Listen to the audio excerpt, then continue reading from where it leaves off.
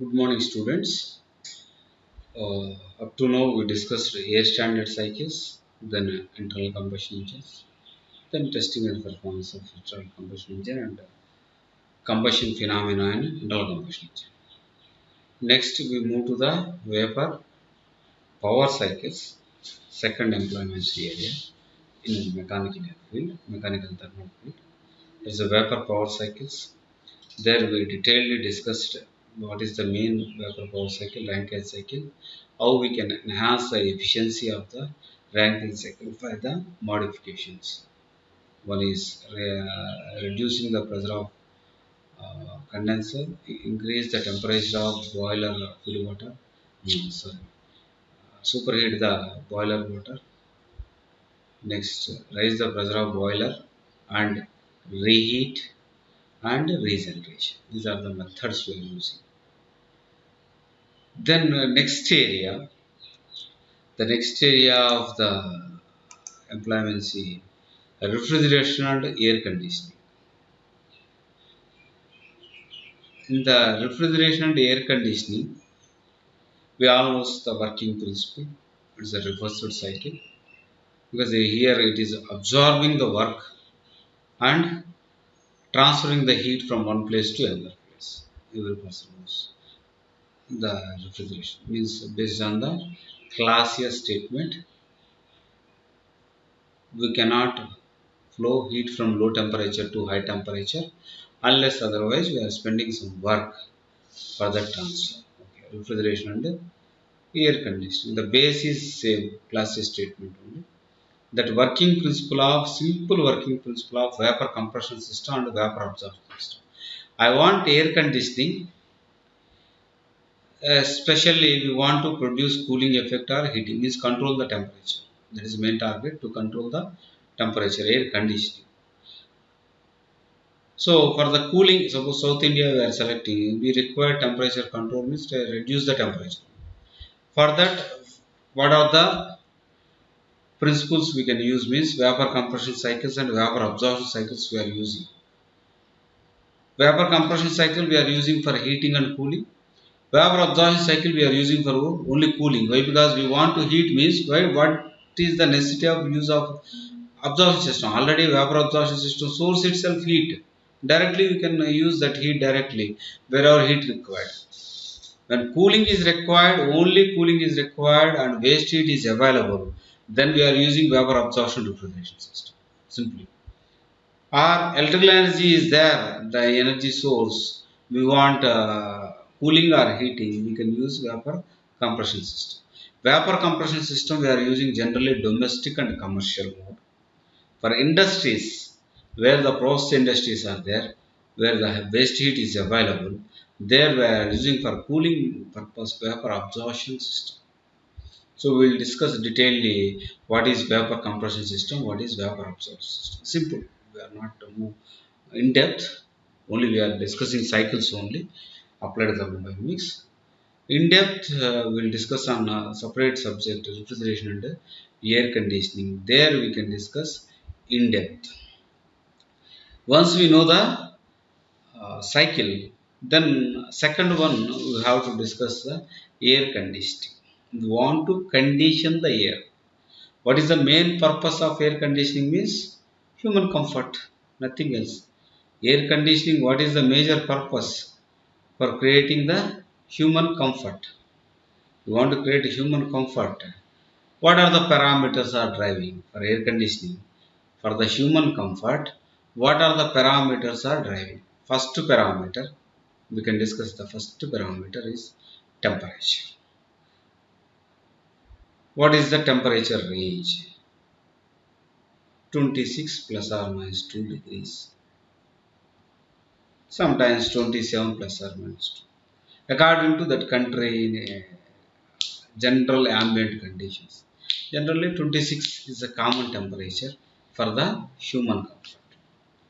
26 degrees is the common temperature for the human comfort. Next, it is completed. It is okay. Next, coming to the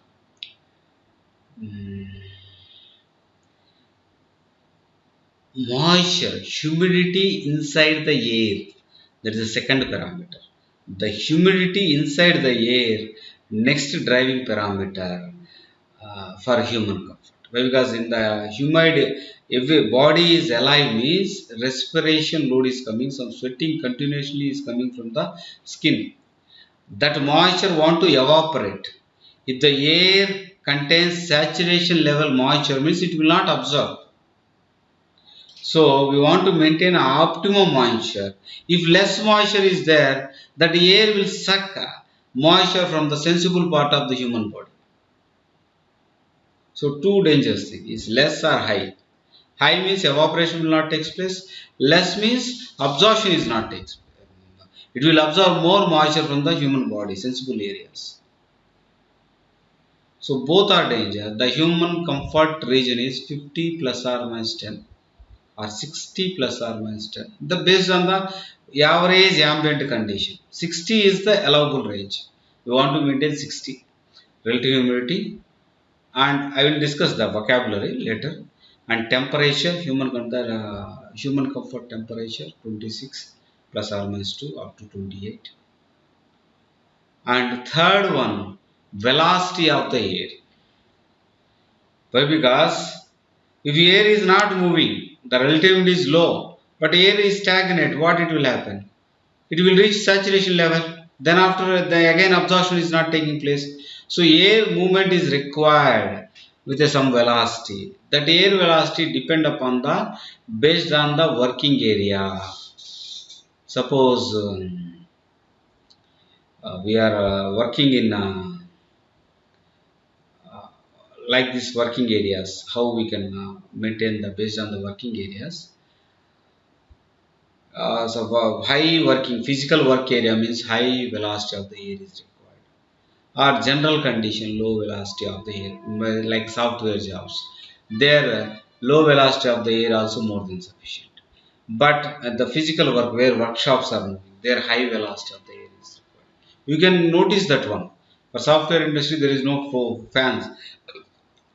Through the evaporator, that blower, whatever the air is coming, that air circulation more than sufficient. Coming to the workshop, big fans, 2 HP, 3 HP motor fans are running continuously. Because it want to move fastly, then only human feel comfort and he will do work. So these three are human being comfort parameters, major designing parameters. So these three designing parameter in summer air conditioning how we are doing, in winter air conditioning how we are doing, we will discuss. So in this unit briefly, what is refrigeration, what is the law behind the refrigeration, and what are the refrigeration methods are universally accepted methods. Commercially and industrially are vapor compression and vapor absorption. We are not moving to the R&D mode, only universally accepted, commercially accepted.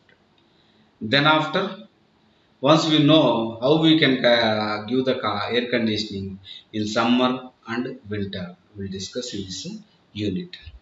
First of all, move to the first topic. Classius inequality. Wherever we are discussing, the Classius inequality is not inequality. Classius theorem, not inequality. Kelvin Planck's statement and Classius statement. According to second law of thermodynamics, Kelvin Planck statement means complete conversion of heat to work is not possible, or with single reservoir we cannot construct heat engine. Means heat is flowing means we place some engine, it will convert some part of heat to the work, remaining has to lose to C. That is the main statement. Then the efficiency we are calling, that is called efficiency. Come to the heat pump or refrigeration based on the Classius statement. Heat cannot flow low temperature to high temperature. Heat is not flowing low temperature to high temperature, but unless otherwise you are spending some work through a pump, through a device called pump, it will not take place. Here the performance we are calling COP. Efficiency we are calling output by input. COP also we are calling output by input only. Output is cool desired effect. If it is cooling, then it is called refrigeration. If it is heating, then it is called heat pump. Function is not changing. The working principle is not changing. Desire effect by input. Input is work input. But here we are calling COP. Come to the Kelvin Planck statement heat engine. We are calling a efficiency. Why? Because wherever energy conversion is coming to the picture, one form to another form, we are calling efficiency, and the major maximum limitation is 100%. So energy conversion devices we will call efficiency. The maximum is 100. Coming to the heat pump or refrigeration based on the Clausius statement, it is not energy conversion device, energy transfer device, one point to another point. We may get more than 100%. How it is possible? More than 100, practically not possible. One example I will give, railway porters. When we are 10 people are moving to railway station, 10 bags, 10 persons are lifting, but we are calling only one railway puller. He is transferring your entire load with a single puller from wherever you want to move. How he is transferring in the railway station? By lifting means 10 people are required. What they are doing, the 10 people's bag, they are placing on small trolley. He is pulling the trolley one place to another place. He is not lifting, he is pulling the trolley one place to another place. That's why 10 people's work he is capable to do. Like that in heat pump also or refrigeration, we are transferring the heat from low temperature to high temperature. Just we are pulling the heat from low temperature to high temperature. For the pulling purpose, one device is required, that is called pump. That pump we are pulling heat, that's why it is called heat pump. If I pull water, then it is a water pump. I am pulling heat, there is a heat pump. That's why the chances of getting more than 100% in this case.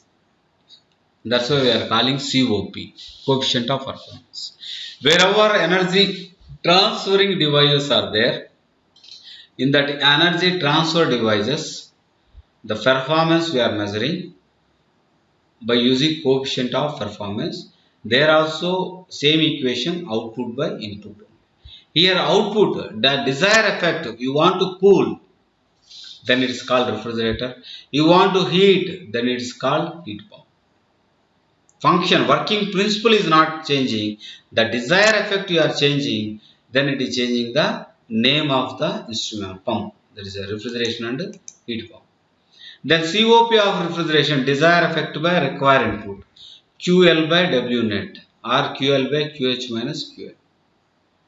Or COP of heat pump, suppose desired effect by network output, the desired effect is QH by QH minus QL. The desired effect is QH by QH minus QL. Then COP of heat pump, COP of refrigeration plus 1. COP of refrigeration plus 1 you add, then QH minus QL denominator, numerator QL plus QH minus QL. QL can cancel, you will get QH by QH minus QL.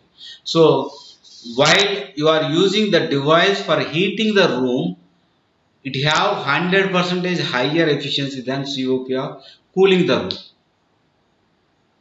Okay. If the device you are using for cooling, then COP is 4. If you are using same device, then the coefficient of performance of the pump is we are getting 5, means 500% efficiency. You are giving 100 kilojoules of energy, it is producing 500 kilojoules of the 100 kilojoules of the high grade energy for running of the pump. It is producing 500 kilojoules of the cooling effect. That's why one common question, so many competition exams are generally also they are asking, while you open the fridge door in the kitchen, while you are opening the fridge door in the kitchen, if it is cool the room or heat the room? Simple question. If it is cool the room or heat the room? Because we are opening the fridge door means The evaporator coil, defreezer is exposed to environment, and the condenser also. Fridge, you can see back side of the fridge condenser is there. So heating and cooling in the room is taking place, but coefficient of performance you compare, heating have the higher value than cooling. After some time it will heat the room, not cool the room. Common question where we are asking. Next, like vapor power cycles. So every time we are discussing regarding this, first we will try to fit Carnot cycle. But Carnot cycle, A standard cycle or vapor power cycle, for power generation only we are using. Now, but in the Carnot cycle, whatever the process we are assuming, all are reversible process only. That's first assumption. Based on that only we are deriving the equations. So every process I can reverse means then reversed Carnot cycle I can insert. Why? Because Carnot cycle will give highest efficiency. Then what is the practicality? The practicality behind this Carnot cycle, the reversed Carnot cycle, what is the practical implementation? Is it practically possible or not? Then it is not possible. What are the modifications we can make for real cycle? That real cycles are vapor compression refrigeration cycle and vapor absorption refrigeration cycle. These two we are dealing for real cycle. Coming to the Carnot cycle, we all know Carnot cycle constitute of two reversible isothermal heat addition and heat rejection and two adiabatic or isoentropic work interaction. This is a common. We are reversing Carnot cycle. Then you will see the image.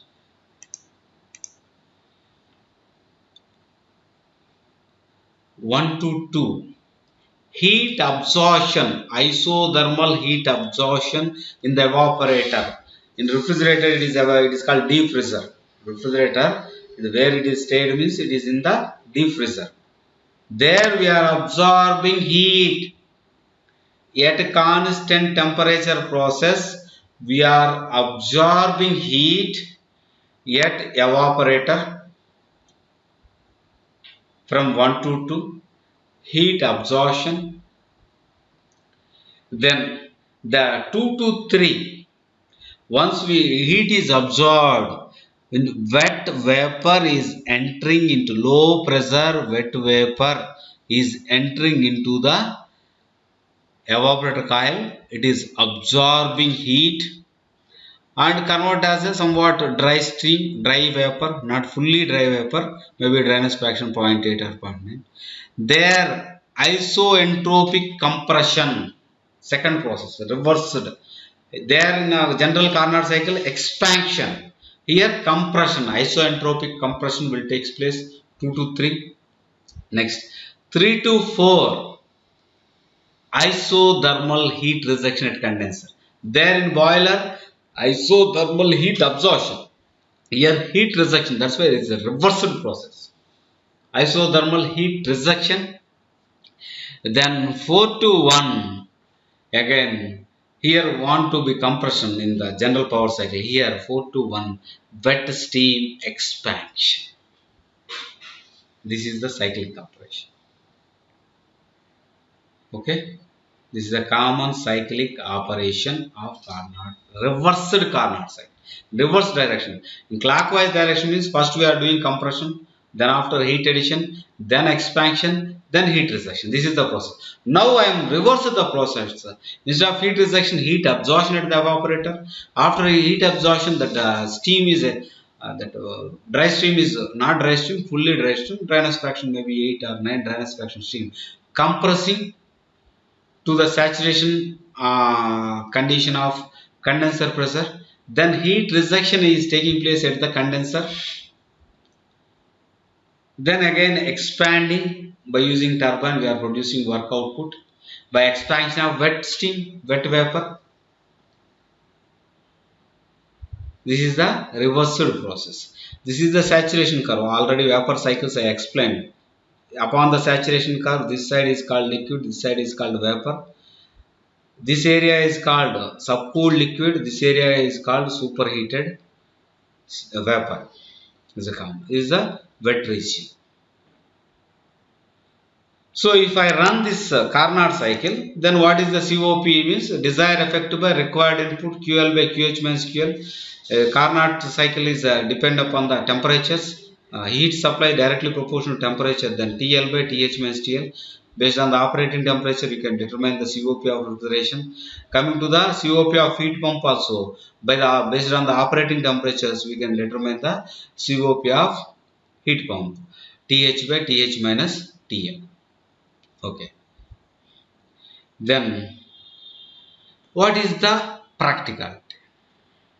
If same temperature limits, it is operating, you can see COP increases, the difference between the two temperatures decreases. This TH minus TL is very low, the COP is very high. Simply. The TH minus TL is very low, the COP of the system is high. It may be refrigeration, it may be heat pump. Low temperature, that's why air conditioning system COP is high compared to refrigerator. Why? Because refrigerator temperature difference -5 to ambient is 40. Air conditioning system 16 is minimum temperature. 16 to 40 degrees. The temperature difference we are decreasing. That's why COP of air conditioning is high compared to COP of refrigeration. That is one point, one observation. First of all, we'll see impracticalities related to Carnot cycle.